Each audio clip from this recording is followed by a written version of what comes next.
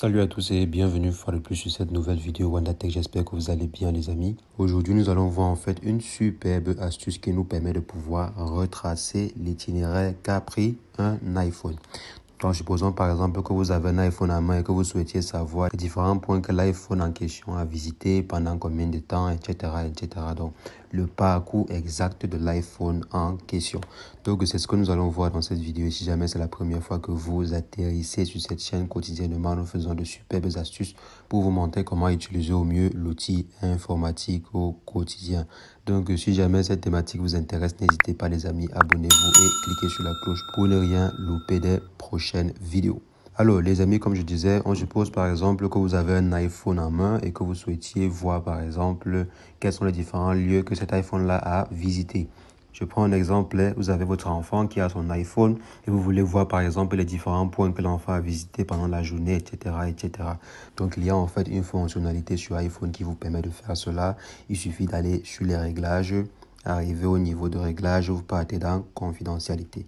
Arrivé au niveau de confidentialité, vous devez simplement aller au niveau de service de localisation.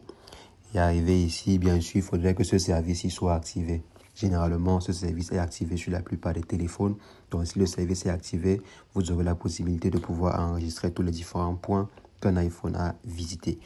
Donc, si le service de localisation il est activé, je m'en vais simplement ici en bas dans Service Système. Arrivé ici dans Service Système, il me suffira d'aller au niveau de lieux importants.